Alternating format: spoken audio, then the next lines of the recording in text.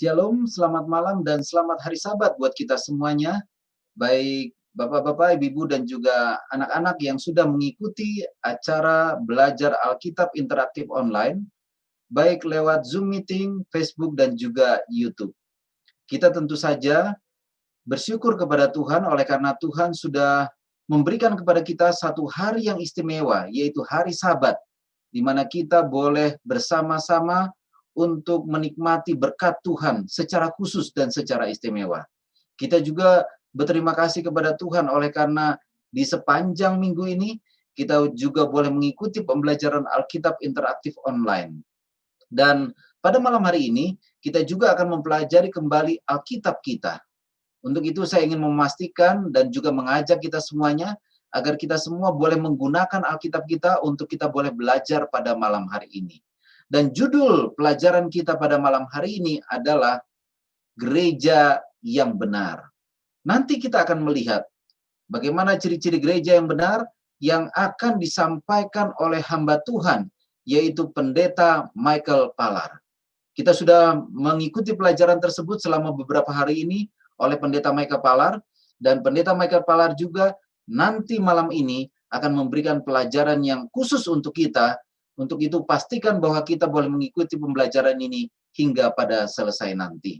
Dan untuk itu kepada teman-teman orang-orang muda, anak-anak dan juga Bapak Ibu semuanya, sebelum kita memulai acara kita pada malam hari ini, saya ingin mengajak kita semuanya untuk kita bersatu di dalam doa.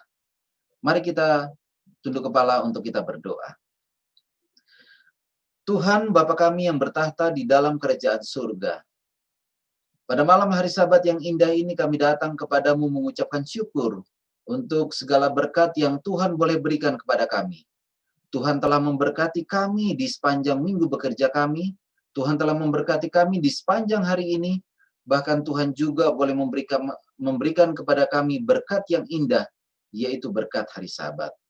Bapa, pada malam hari ini ketika kami akan mempelajari firman Tuhan, kami mohon kiranya kuasa Roh Kudus Tuhan mengurapi setiap masing-masing kami, sehingga pelajaran yang kami pelajari bersama pada malam hari ini boleh menjadi berkat di dalam kehidupan kami. Khususnya kami boleh mengerti apa gereja yang benar sesuai dengan apa yang Tuhan ajarkan. Dan bila mana malam hari ini hamba Tuhan Pendeta Michael Palar akan membagikan firman Tuhan, kami mohon kiranya kuasa Roh Kudus Tuhan boleh mengurapi hamba Tuhan ini. Sehingga setiap pekabaran yang disampaikan, itu datangnya daripadamu, dan boleh menjadi berkat di dalam kehidupan kami. Sehingga kami boleh mengambil keputusan yang tepat sesuai dengan apa yang Tuhan ajarkan. Bapa, berkatilah kami sepanjang malam hari ini di dalam pembelajaran Alkitab online ini. Kami yakin dan percaya bahwa kuasa Roh Kudus Tuhan menjadi bahagian kami semuanya. Terima kasih ya Tuhan, terpujilah namamu. Kami persembahkan doa ini di dalam nama Yesus yang menjadi juru selamat dan penebus kami. Amin. Adik-adik semuanya dan juga Bapak Ibu yang mengikuti acara ini, saya ingin mengingatkan kembali bahwa bila mana ada di antara kita yang rindu untuk bertanya di dalam pelajaran ini, kita semua boleh menuliskannya di kolom chat, baik itu di Facebook, di YouTube maupun di Facebook. Dan yang kedua, bila mana adik-adik, Bapak Ibu semuanya rindu untuk didoakan serta belajar Alkitab lebih lanjut, boleh juga menuliskannya, baik itu nama dan juga mungkin nomor yang bisa dihubungi, sehingga kami nanti akan boleh menindaklanjutinya. Untuk itu, biarlah kita boleh mempersiapkan hati dan pikiran kita untuk menerima pekabaran yang indah pada malam hari ini, yang akan dibawakan oleh hamba Tuhan, yaitu Pendeta Michael Palar. Waktu yang indah ini kami serahkan sepenuhnya kepada Pendeta Michael Palar. Kami persilahkan. Baik, selamat malam saudara-saudaraku yang kasih dalam Tuhan, dan selamat hari Sabat. Hari ini adalah hari yang sangat istimewa oleh karena kita memasuki jam yang Tuhan sediakan bagi orang-orang yang percaya kepada Tuhan. Dan pada malam hari ini kita memiliki kesempatan yang istimewa untuk kembali mempelajari firman Tuhan. Mendengarkan Tuhan bersabda melalui Alkitab, dan kita menerima bimbingan Tuhan yang langsung dinyatakannya kepada masing-masing kita. Baik, pada malam hari ini, topik kita adalah topik yang sangat penting, yaitu topik yang diberi judul sebagai gereja yang benar. Gereja yang benar. Saudara-saudara sekalian, Maradona pada kemarin hari dia meninggal dunia di usia 60 tahun. Dan dunia berduka cita. Menangis, banyak yang menangis. Bahkan Presiden Argentina, tempat asal daripada Maradona, berduka cita. Mereka sangat sedih. Kenapa? Karena Maradona ini adalah seorang yang sangat ahli memainkan bola. Pesepak bola yang sangat jago. Selama ini kalau disebutkan ada 2 pemain sepak bola terbaik di dunia, itu adalah disebut Maradona dan Pele. Maradona dan Pele. Karena begitu jago mereka berdua. Walaupun belakangan ini ada Ronaldo ataupun ada Messi ya. Tetapi di tahun 1900-an mereka berdua adalah yang sangat jago. Dan para ahli sepak bola mengatakan kalau mau dipilih di antara mereka berdua, maka banyak yang mengatakan bahwa yang terbaik itu adalah Maradona. Yang terbaik adalah Maradona. Begitu jago. Dia membuat klub di mana dia bermain itu menjadi juara. Negara di mana dia membela menjadi juara. Dan saudara tahu, begitu hebatnya dia, maka sekelompok orang, ini yang mengherankan, sekelompok orang mendirikan sebuah gereja. Gereja Maradona. Gereja tersebut disebut Iglesia Maradoniana. Iglesia Maradoniana. Mereka mengatakan bahwa Maradona itu adalah seorang dewa. Dia adalah seorang dewa. Dan ada 3 orang yang membuka, yang menjadikan dia jadi dewa. Mendirikan gereja Iglesia Maradoniana. Yaitu ketiga orang itu diantara lain adalah Alejandro Veron. Dan saudara tahu, orang mungkin berpikir, siapa sih yang mau jadi anggota gereja itu? Mula-mulanya memang cuma 30 sampai 40 orang. Tetapi kemudian belakangan pengikutnya sampai 200.000 orang. 200.000 orang. Ini apa yang dikatakan oleh Alejandro Veron, pendiri agama tersebut. Dia katakan begini, agama kami adalah sepak bola. Dan seperti semua agama itu harus memiliki Tuhan. Kami tidak akan pernah melupakan keajaiban yang Maradona tunjukkan di lapangan. Dan semangat yang dia bangun dalam diri kami. Yaitu para fanatik Maradona. Dan dia katakan, Iglesia Maradoniana berbeda dari agama lain. Di dalam tempat ibadah mereka ada foto, patung, ornamen yang digunakan untuk menyembah Maradona. Dan berbagai hal-hal yang lain yang disebutkan. Karena jago sepak bola, dia dijadikan dewa. Saudara, tentu ini adalah satu hal yang aneh bagi kita. Tetapi di hati setiap orang merindukan ada satu tokoh yang hebat. Tokoh yang jauh kemampuannya lebih daripada kemampuan kita. Merindukan agar supaya adanya tokoh yang benar-benar seperti dewa. Dan yang mengerikan tentunya mereka memilih Maradona. Tetapi bagi kita bersyukur kita berada di negara Indonesia. Negara yang berketuhanan yang Maha Esa. Ketuhanan yang Maha Esa itu artinya ada banyak hal yang mendalam. Pertama, artinya hanya ada satu Allah. Dia adalah Allah yang maha kuasa. Allah yang maha besar. Allah yang menciptakan langit dan bumi dan laut dan segala isinya. Allah yang menciptakan manusia. Dan manusia tidak pernah setara dengan Allah ini. Dan kita percaya, orang Kristen percaya bahwa Allah kita adalah Allah juga yang menjadi manusia di dalam Yesus Kristus, anak Allah yang menjadi juru selamat bagi kita semua. Nah, itu adalah apa yang kita percaya.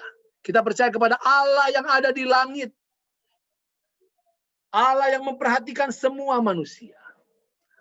Allah yang peduli kepada setiap insan manusia. Allah yang sempurna. Allah yang tidak bercacat. Sungguh sangat disayangkan para penyembah Maradona. Mereka melihat Maradona hanya dari segi jago sepak bolanya. Tapi dia adalah orang yang tidak jago menguasai dirinya. Kenapa? Karena anaknya sendiri mengakui bahwa ayahnya adalah pencinta narkoba, alkohol yang merusak dirinya. Yang menghancurkan kemampuannya. Yang menghancurkan kehebatannya. Dan bahkan dalam usia 60 tahun. Dia sudah mati oleh karena berbagai penyakit yang ada di dalam tubuhnya. Nah, berbicara tentang gereja. Ada berapa banyak gereja di dunia? Tahukah Anda ada berapa banyak gereja di dunia?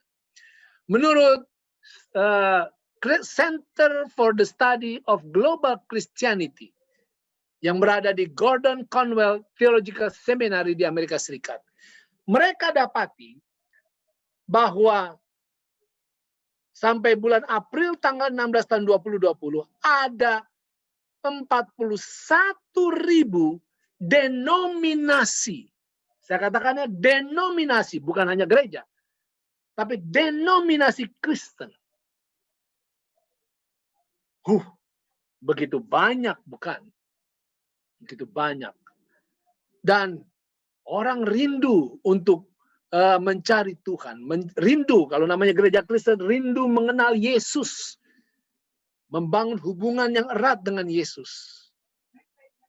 Nah, ada begitu banyak gereja, pertanyaan yang muncul di hati kita adalah, manakah gereja yang terbaik? Atau manakah gereja yang baik? Atau manakah gereja yang terbaik? Saudara, ada orang yang mengatakan begini, all the roads lead us to Rome. Itu pepatah lama. Semua jalan membawa kita ke Roma. Karena memang di tahun di abad 100-an memang semua jalan pemerintah Roma membangun jalanan yang mana dari seluruh penjuru jajahannya itu jalan ada yang semua jalan itu mengarah ke Roma. Sehingga orang menggunakan pepatah ini dengan mengatakan bahwa semua gereja itu pasti membawa kepada Tuhan. Semua agama membawa kepada Tuhan. Apakah benar demikian? Ada orang yang berkatakan begini, oh yang penting saya bergereja. Gereja kan pasti mengajarkan yang baik. Atau ada yang mengatakan, oh saya mau mencari gereja yang terbaik. Gereja yang bisa memberikan pelayanan kepada saya. Saudara berbicara tentang gereja yang baik dan gereja yang terbaik, maka tentu ada banyak gereja mencoba melakukan yang baik dan yang terbaik. Tetapi berbicara tentang gereja, yang paling dibutuhkan adalah bukan soal mana gereja yang baik atau manakah gereja yang terbaik. Yang paling dibutuhkan atau pertanyaan yang terbesar tentang gereja adalah manakah gereja yang benar? Manakah gereja yang benar? Oleh karena kalau Tuhan yang berbicara kepada firman melalui firman-Nya Alkitab, Tuhan pasti menyatakan kebenaran. Dan gereja yang benar pasti mencintai kebenaran-kebenaran yang dinyatakan Tuhan melalui Alkitab-Nya. Tidak mungkin gereja Tuhan mencintai hal-hal yang tidak benar. Tidak mungkin. Jadi saudara, untuk kita beriman, tidak cukup kita mencari gereja yang baik. Tidak cukup kita mencari gereja yang terbaik. Tetapi yang paling mendasar dalam kehidupan kita adalah bertanya, manakah gereja yang benar? Manakah gereja yang benar? Gereja yang diajarkan sesuai dengan apa yang dikatakan oleh firman Tuhan. Gereja yang mencintai kebenaran Tuhan. Yang mencintai kebenaran Tuhan. Baik, untungnya Alkitab berbicara, menyatakan kepada kita tentang gereja yang benar. Oke, mari kita lihat manakah gereja yang benar itu. Siapakah umat Tuhan atau gereja sejati di akhir zaman? Wahyu pasal 14. Saudara, Wahyu 14 membeberkan tentang ciri-ciri gereja yang benar. Umat Tuhan yang benar. Mari kita lihat. Ayat yang pertama mengatakan, dan aku melihat sesungguhnya anak domba berdiri di Bukit Sion. Dan bersama-sama dengan dia 144.000 orang.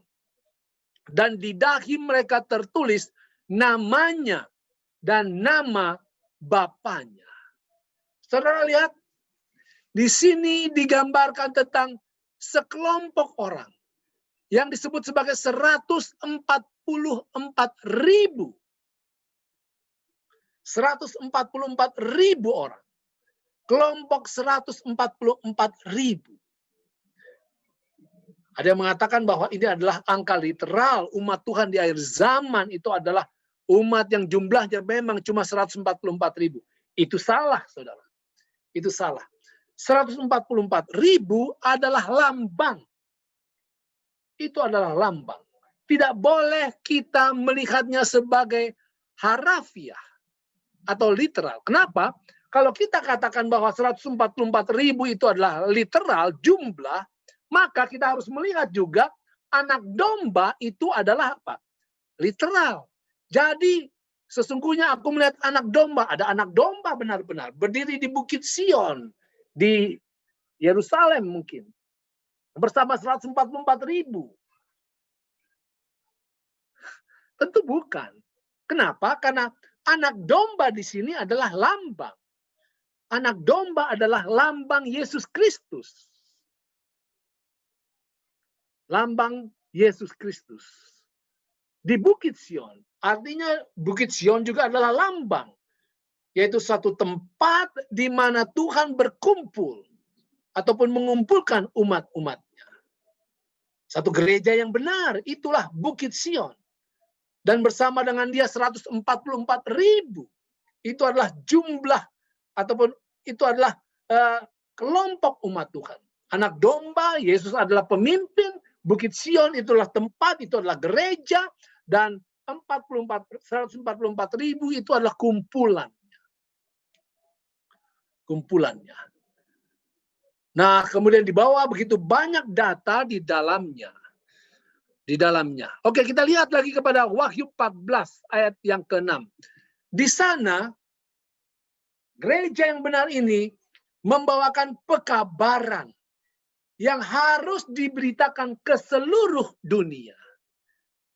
Apa yang dikatakan, apa yang digambarkan di dalam Wahyu pasal 14 ayat yang ke-6. Dan sesudah aku melihat seorang malaikat lain terbang di tengah-tengah langit, dan padanya ada Injil yang kekal untuk diberitakannya kepada mereka yang diam di atas bumi, dan kepada semua bangsa dan suku dan bahasa dan kaum. Dan berseru dengan suara nyaring, takutlah akan Allah dan muliakanlah Dia, karena telah tiba saat penghakimannya. Dan sembahlah Dia yang telah menjadikan langit dan bumi dan laut dan semua mata air. Kemudian selanjutnya ayat yang ke-8. Dan seorang malaikat lain, malaikat kedua, menyusul Dia dan berkata, sudah rubuh Babel, kota besar itu, yang telah memabukkan segala bangsa dengan anggur hawa nafsu cabulnya. Ayat yang 9. Dan seorang malaikat lain, malaikat ketiga, menyusul mereka dan berkata dengan suara nyaring, jikalau seorang menyembah binatang dan patungnya itu dan menerima tanda pada dahinya atau pada tangannya, ayat yang ke-10, maka ia akan minum dari anggur murka Allah yang disediakan tanpa campuran dalam cawan murkanya, dan ia akan disiksa dengan api dan belerang di depan mata malaikat-malaikat kudus dan di depan mata anak domba. Maka asap api yang menyiksa mereka itu naik ke atas sampai selama-lamanya. Dan siang malam mereka tidak henti-hentinya disiksa, yaitu mereka yang menyembah binatang serta patungnya itu, dan barang siapa yang telah menerima tanda namanya. Ayat 12, yang penting di sini ialah ketekunan orang-orang kudus yang menuruti perintah Allah dan iman kepada Yesus. Jadi itulah pekabaran yang dibawakan oleh gereja di akhir zaman. Gereja yang benar, bukanlah gereja yang hanya duduk-duduk, kemudian menikmati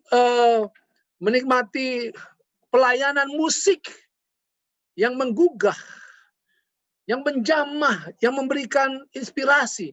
Bukan hanya gereja yang benar, bukanlah gereja yang hanya duduk-duduk dan kemudian bersenang-senang.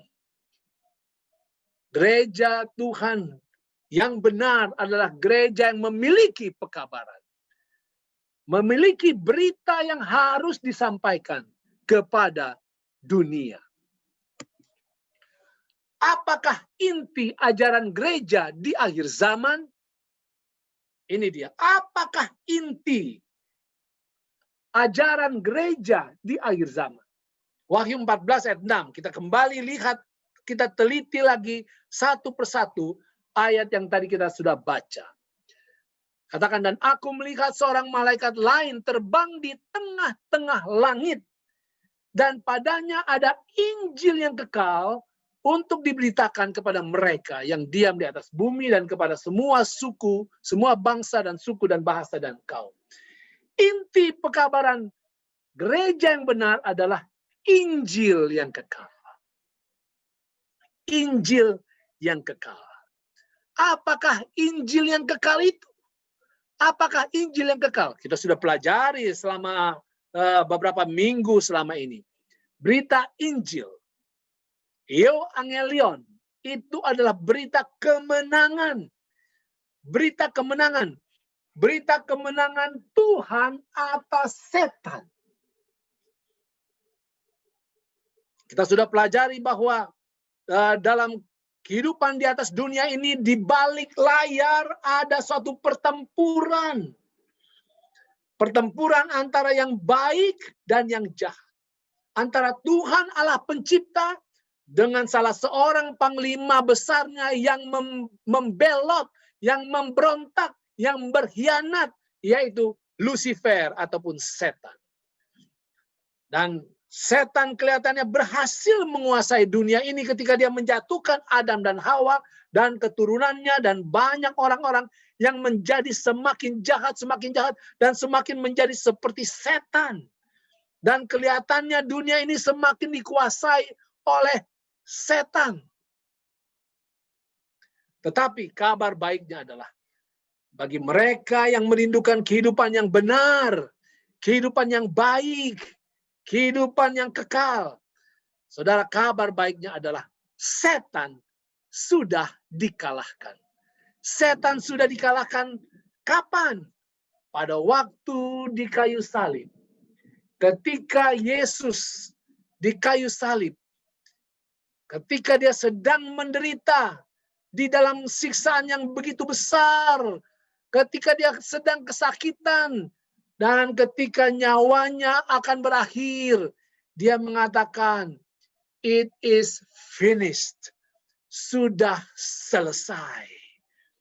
Itu adalah kata-kata kemenangan Yesus, di mana Yesus menyelesaikan misinya. Misi apa? Yaitu misi sebagai anak Allah yang hidup di dunia ini tanpa dosa, tanpa celah, tanpa cacat. Yesus tidak pernah berdosa sedikit pun. Dan di dalam kehidupannya yang tidak berdosa sekalipun, sedikit pun, maka sampai di akhir hidupnya, sekalipun tersiksa, dia tetap setia kepada Tuhan. Dia tetap mempertahankan kebenaran Tuhan. Sehingga pada waktu dia mati, dia katakan misinya sudah selesai. Di dalam selesainya misi Yesus, hidup sebagai pemenang, mengalahkan dosa, mengalahkan godaan setan, mengalahkan serangan-serangan kejahatan yang diarahkan kepada dia. Maka Yesus dengan demikian telah mengalahkan setan. Setan sudah kalah. Dan kabar kemenangan Yesus ini dilengkapi dengan kebangkitannya. Pada waktu dia dibangkitkan pada hari yang ketiga. Itulah Injil. Yaitu orang yang percaya kepada Yesus. Kita memiliki kehidupan pengampunan. Kalaupun kita berdosa, Yesus dengan kesempurnaannya akan dapat menggantikan kita. Dapat menebus kita. Dan di dalam Yesus, kita akan dapat dibangkitkan dari dosa. Bila mana kita dibaptiskan di dalam Yesus Kristus. Inilah kabar baik, saudara. Kabar baik. Kabar baik yang berdampak bahwa setan tidak akan berkuasa selama-lamanya. Ada banyak kedukaan yang sekarang terjadi oleh karena virus corona yang merajalela. Dunia sangat tersiksa. Kematian begitu banyak. Pekuburan semakin penuh dengan begitu cepat. Dan banyak orang yang frustrasi merasa bahwa virus ini seakan-akan tidak akan pernah berakhir selama-lamanya. Oh tidak, saudara. Tidak demikian. Virus corona akan berakhir. Tuhan membiarkan ini terus berlangsung sampai pada satu saat di mana Tuhan katakan cukup. Ini adalah saat untuk bagi setiap orang untuk mencari Tuhan. Dan pada saatnya Tuhan akan mengatakan sudah cukup. Virus ini merajalela dan Tuhan akan mengakhiri virus ini. Bukan hanya virus, segala macam penyakit akan dihentikan. Dan segala kejahatan akan dihentikan. Dengan cara Yesus akan datang untuk menjemput umat-umatnya. Dan untuk membawa orang-orang yang takut akan Tuhan. Untuk ke tempat yang dia sediakan, ke sorga. Dan Tuhan akan memperbaharui dunia ini. Tuhan akan menyempurnakan dunia ini menjadi satu tempat yang aman dan nyaman, yang bebas daripada segala sakit penyakit. Daripada segala kesusahan. Daripada segala air mata duka cita. Itulah Injil yang kekal. Di dalam Yesus, segala kuasa setan dan kuasa kesusahan dan bahkan kuasa kematian sudah dipastikan untuk berakhir. Kita tinggal menunggu waktu di mana Yesus akan datang untuk menjemput kita dan memperbaharui dunia ini. Itulah inti ajaran gereja di akhir zaman. Injil, kabar keselamatan di dalam Yesus Kristus. Apakah wilayah yang dicakup oleh gereja Tuhan yang harus dijajaki untuk mencapai menyebarkan firman Tuhan? Wahyu 14 ayat yang 6 tadi kita sudah baca. Injil yang kekal untuk diberitakan kepada mereka yang diam di atas bumi dan kepada semua bangsa dan suku, bahasa dan kaum. Saudara, gereja yang benar tidak hanya lokal. Tidak hanya lokal, ada banyak orang mendirikan gereja. Oke, kita mendirikan gereja di kampung dan sudah bereja. Bagus, enggak apa-apa.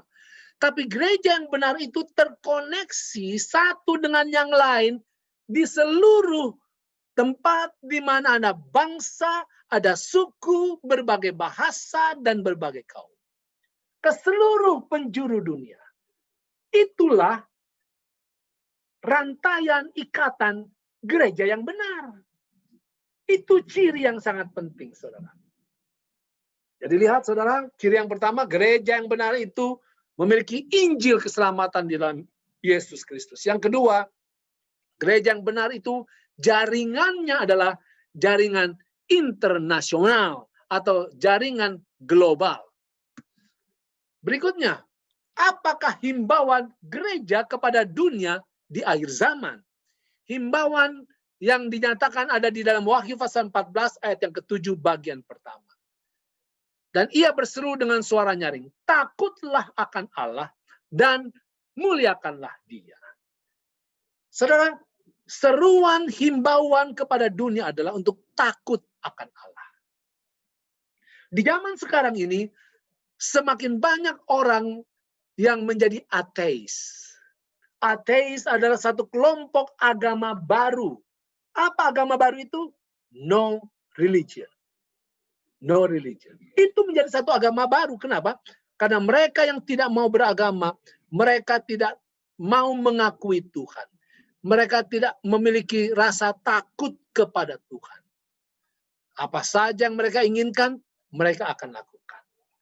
Dan yang mengerikan juga adalah, saudara, diperkirakan orang yang tidak percaya kepada Tuhan ada kurang lebih 500 juta, ditambah ada negara-negara seperti Rusia dan China yang mengaku ateis yang tidak percaya kepada Tuhan. Jadi ada lebih dari 1 miliar orang.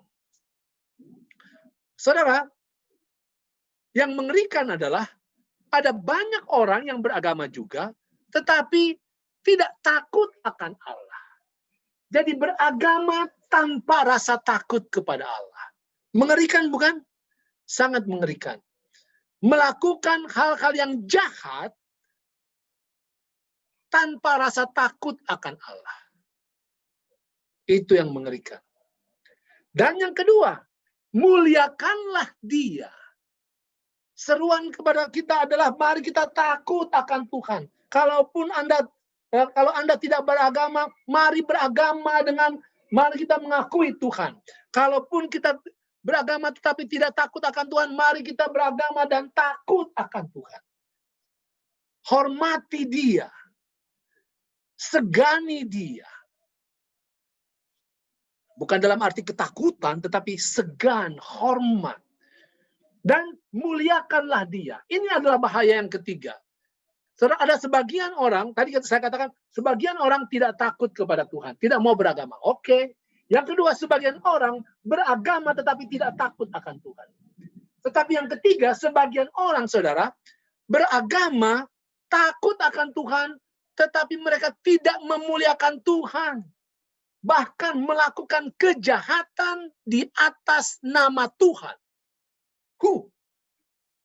Mengerikan bukan? Melakukan kejahatan di atas nama Tuhan. Berdasarkan nama Tuhan. Saudara, itu adalah satu hal yang paling memalukan nama Tuhan. Karena kalau kita beragama, kita takut akan Tuhan, kita akan menghasilkan hal-hal yang memuliakan nama Tuhan.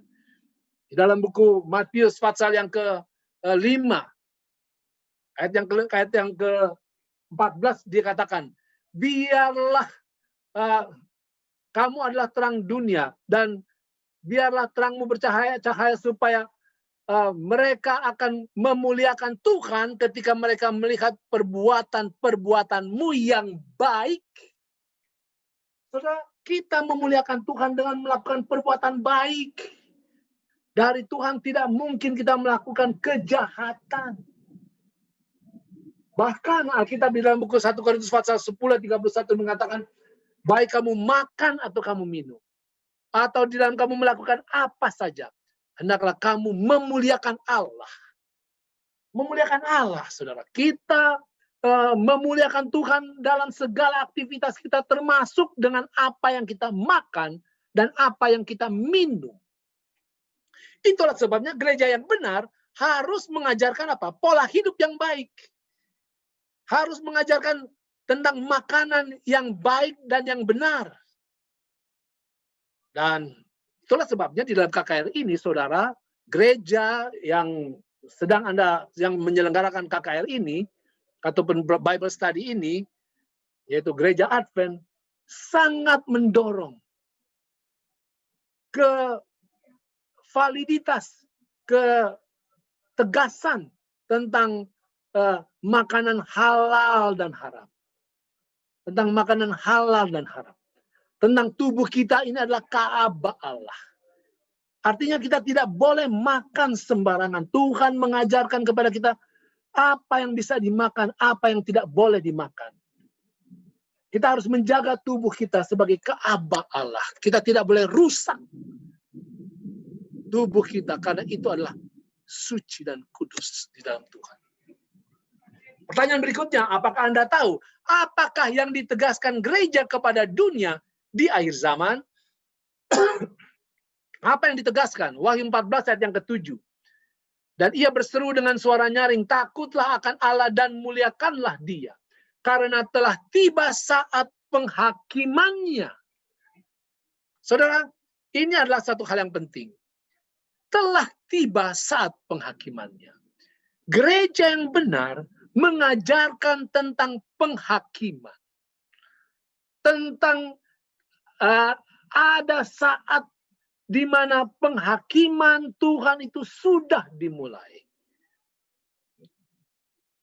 Dan bagaimana ada pengantara di sorga, yaitu Yesus Kristus yang sedang mengantarai kita, yang sedang membela kita. Penghakiman bukanlah sesuatu yang menakutkan bagi orang yang percaya kepada Yesus.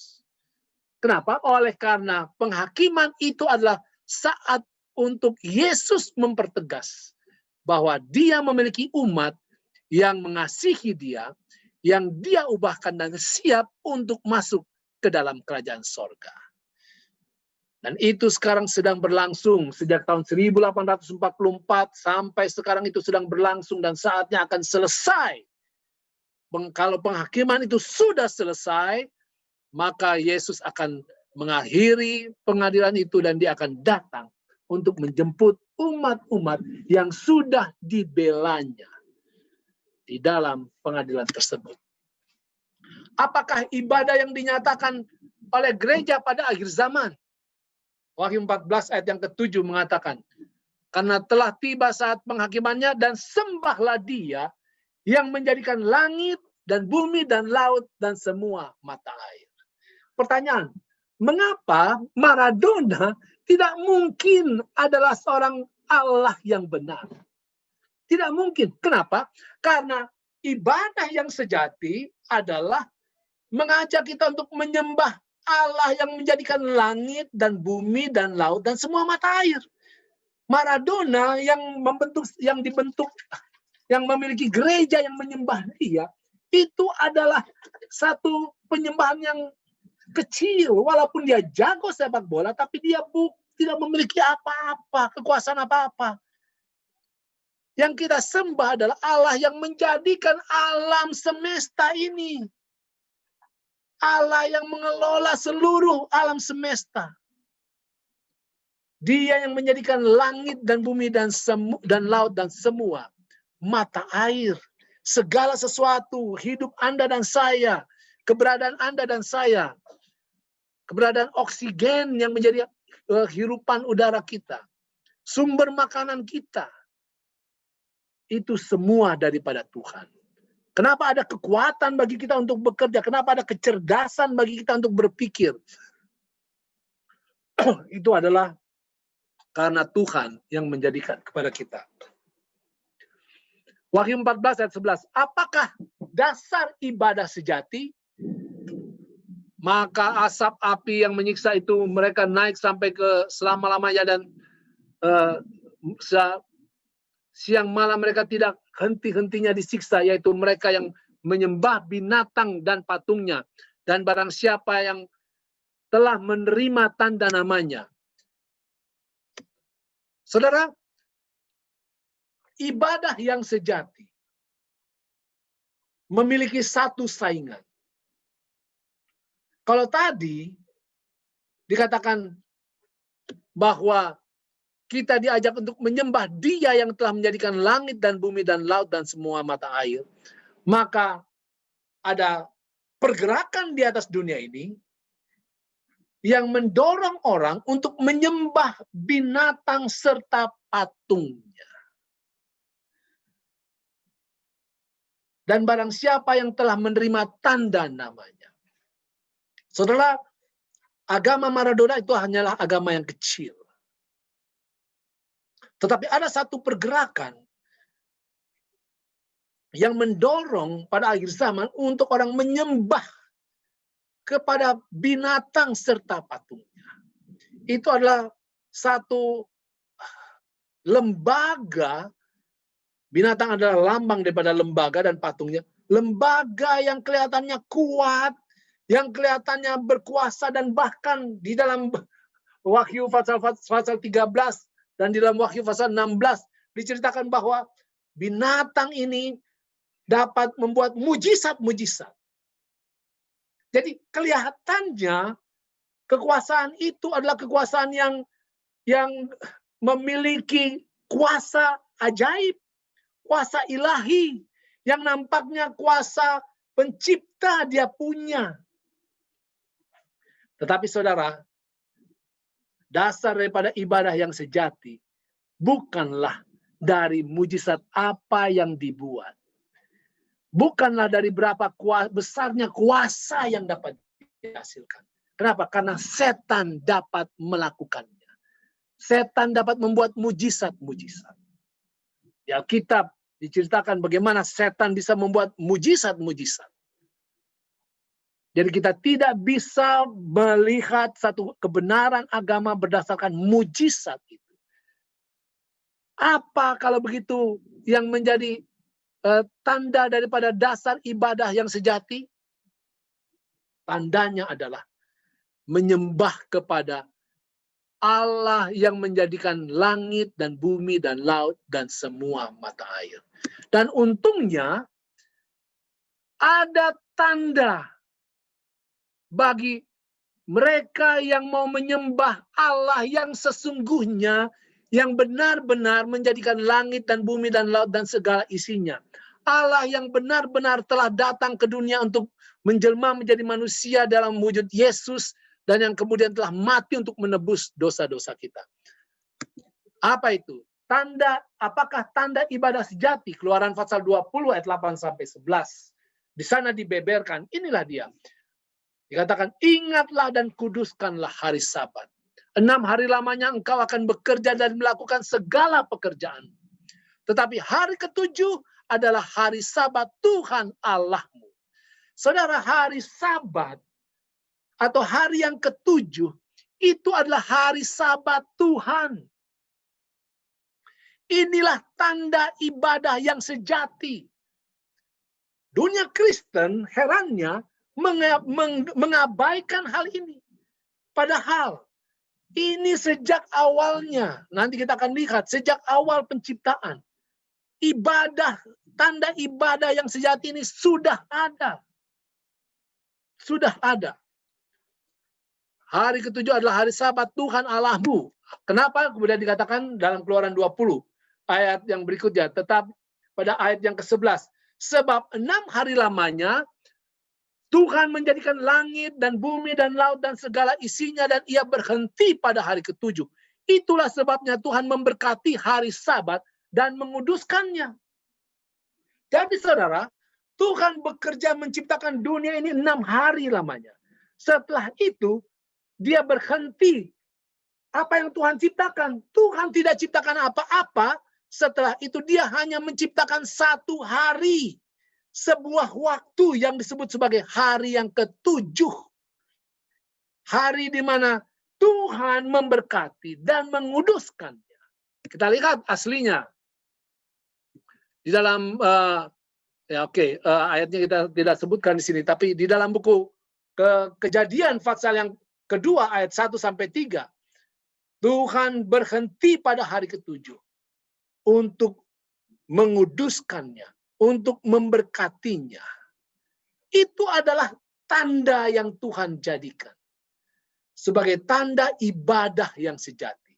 Setiap orang yang mau mencari iman yang benar, iman yang terarah kepada Allah pencipta langit dan bumi, iman yang terarah kepada Allah pencipta yang sudah datang ke dunia ini untuk mencari umatnya yang hilang. Iman kepada Allah pencipta yang sudah datang ke dunia ini, yang sudah mati di kayu salib untuk menebus dosa-dosa kita. Iman dari Allah pencipta yang sudah datang ke bumi dan sudah mati di kayu salib untuk menebus dosa-dosa kita, yang sudah bangkit kembali untuk memastikan kebangkitan bagi setiap orang yang percaya kepada Dia. Iman kepada setiap orang, yaitu iman kepada Allah pencipta yang menjadikan langit dan bumi, Allah yang sudah datang ke atas muka bumi ini, dan yang sudah mati di kayu salib untuk menebus dosa kita, yang sudah bangkit untuk memastikan keselamatan bagi kita, dan Allah yang sudah naik ke surga, yang sedang menyediakan tempat bagi kita. Tempat untuk kita nantinya akan berkumpul di sorga. Tempat di mana tidak ada lagi sakit penyakit. Tidak ada virus corona di sana. Tidak ada duka cita oleh karena kematian. Tidak ada kesusahan. Itulah iman kepada Allah yang sejati. Allah yang sudah menyediakan tandanya sebagai tanda perbaktian pada hari yang ke-7. Apakah ciri umat Tuhan yang benar di akhir zaman? Wahyu 14 ayat 12. Yang penting di sini adalah ketekunan orang-orang kudus yang menuruti perintah Allah dan iman kepada Yesus. Ditegaskan dalam Wahyu pasal 12 ayat yang ke-17. Maka marahlah naga itu kepada perempuan itu, lalu pergi memerangi keturunannya yang lain yang menuruti hukum-hukum Allah dan memiliki kesaksian Yesus. Saudara, gereja yang benar di akhir zaman akan mengkhotbahkan 10 hukum. Akan mengkhotbahkan perintah-perintah Tuhan. Bukan hanya mengkhotbahkan tentang kasih keselamatan ataupun belas kasihan Tuhan dan kasih karunia Tuhan. Itu penting. Tetapi mengkhotbahkan belas kasihan Tuhan semata-mata tidak akan mendorong orang untuk berubah. Tetapi Injil yang kekal itu termasuk hukum Tuhan. Injil yang kekal termasuk hukum-hukum Tuhan, oleh karena Tuhan di dalam kasih, dalam kasih karunia-Nya, Dia menebus kita dan mendorong kita untuk hidup semakin baik, semakin selaras sesuai dengan hukum-hukum Allah. Karena hukum-hukum Allah mengajarkan kita untuk menjadi baik, untuk berbuat baik dan berbuat benar. Tanpa hukum-hukum Allah, kita tidak punya petunjuk yang jelas tentang apa standar kehidupan yang harus kita lakukan. Itulah sebabnya ada banyak orang yang mengaku Kristen, tetapi mereka juga adalah pelaku kejahatan yang sangat besar. Sangat disayangkan. Karena mereka tidak mengikuti hukum-hukum Allah. Saudara, Gereja Masehi Advent hari ke-7 adalah gereja yang mengkhotbahkan akan Injil yang kekal. Gereja yang mengakui Yesus sebagai juru selamat, membanggakan keselamatan yang Yesus sudah berikan di dalam kematiannya di kayu salib. Dan gereja Mahasiswa Advent hari ke-7 mengajarkan bahwa kita adalah umat-umat yang Tuhan mau ubahkan. Tuhan mau supaya kita ini memiliki kehidupan yang memuliakan Tuhan. Bahkan baik kita makan ataupun minum, kita harus memuliakan Tuhan. Kita tidak mau menyentuh hal-hal yang dikatakan haram. Hal-hal yang merusak tubuh kita, tidak kita akan lakukan. Gereja Mahasiswa Advent hari ke-7 dengan penuh semangat dan sampai kapanpun akan memberitakan bahwa hari ke-7, hari Sabat, itu adalah tanda perbaktian yang benar, yang Tuhan tidak pernah rubah, yang tidak boleh dirubah oleh siapapun. Tidak boleh. Dan gereja Mahasiswa Advent hari ke-7 mengajarkan tentang pentingnya 10 hukum. Pentingnya 10 hukum. Dan gereja Mahasiswa Advent hari ke-7 mengajarkan bahwa orang kalau sudah mati, mereka akan tetap mati. Dia tidak bergentayangan, dia tidak pergi ke suatu tempat, kemana-mana. Dia mati sambil menunggu kedatangan Yesus yang kedua kali. Saudara, gereja Advent memiliki pada saat ini di seluruh dunia 25 juta orang yang beribadah setiap minggunya atau setiap hari Sabat di seluruh dunia. 25 juta.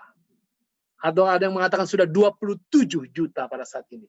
Dan gereja ini beroperasi di 202 dari 230 negara dan wilayah yang diakui oleh Perserikatan Bangsa-Bangsa. Artinya, gereja Advent adalah gereja internasional, gereja global, bukan hanya satu tempat.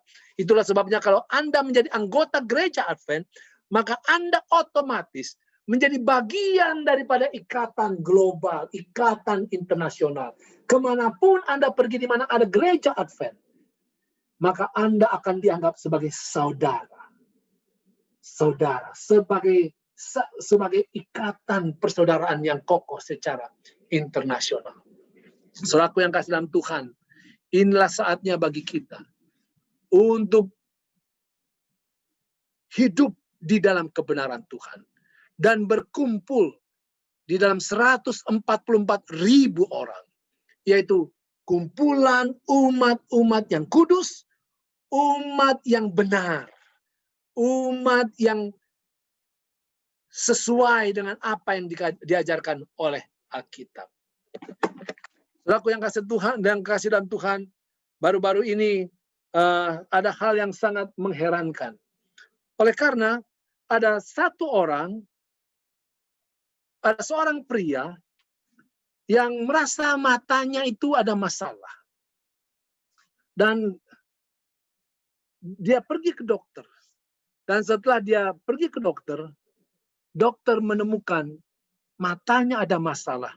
Oleh karena ada 20 ekor cacing yang berada di mata seorang yang bernama Wan.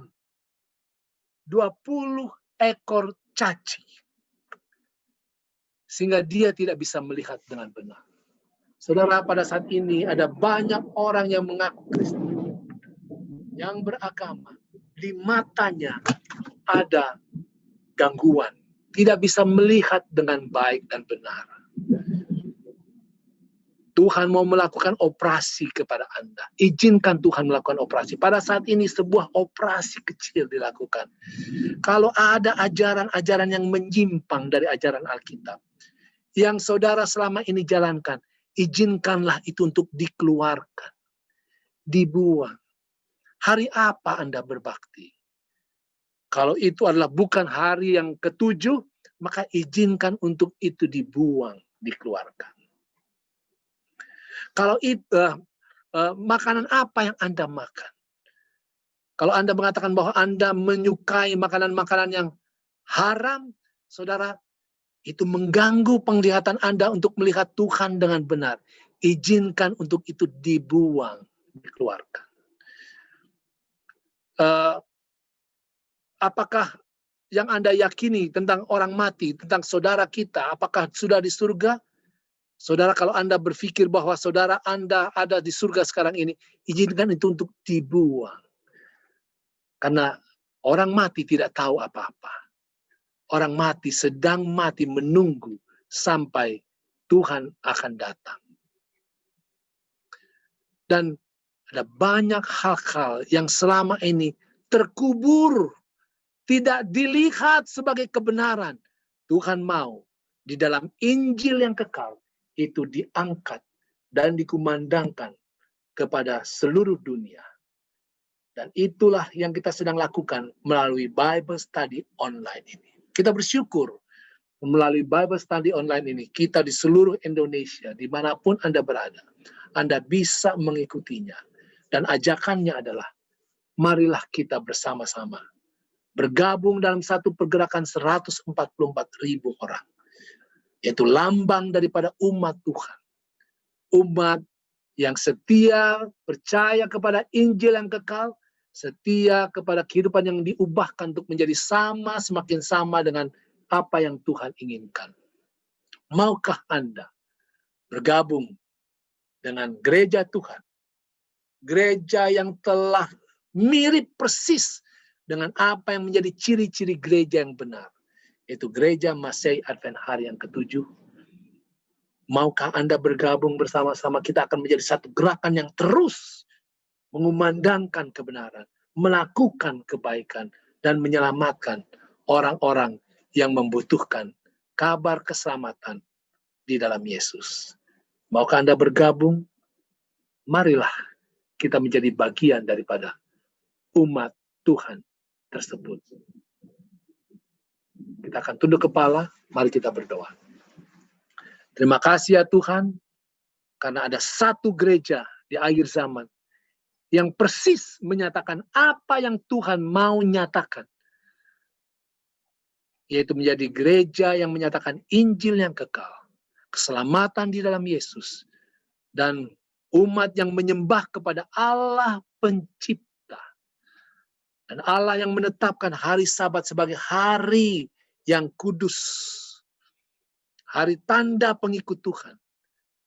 Dan juga Tuhan mau mengubahkan kami dari kehidupan yang tidak menentu, tidak berprinsip, menjadi memiliki hidup yang berprinsip sesuai dengan hukum-hukum Tuhan. Oh ya Tuhan, berkatilah umat-umat-Mu yang pada saat ini berkumpul bersama-sama. Biarlah kami menjadi satu kelompok umat Tuhan yang setia kepadamu sampai Yesus datang. Di dalam nama Yesus kami berdoa. Amin. Amin.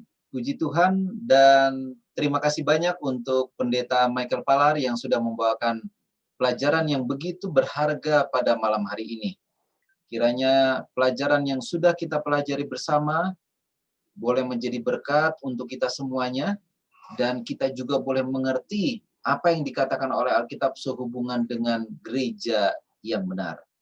Kiranya Tuhan boleh memberkati Pendeta Michael Palar bersama dengan keluarga yang sudah membawakan firman Tuhan beberapa hari ini di dalam minggu ini. Ada satu pengumuman yang mau saya sampaikan kepada kita semuanya, bahwa acara kita akan dimulai kembali hari Senin. Ya, bukan hari Minggu atau mungkin besok, tetapi kita akan mulai kembali belajar Alkitab interaktif online ini hari Senin. Dan yang akan membawakan adalah dari Departemen Anak-anak.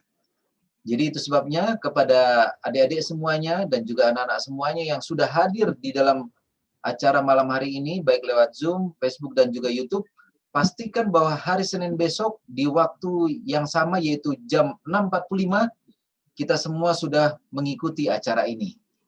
Dan jangan lupa juga untuk boleh mengajak teman-temannya agar teman-teman kita pun boleh mengikuti acara yang sangat bermanfaat ini. Akhir kata, saya ingin ucapkan terima kasih buat kita semuanya yang sudah mengikuti acara ini, dan selamat hari Sabat buat kita semuanya. Tuhan kiranya memberkati kita semua.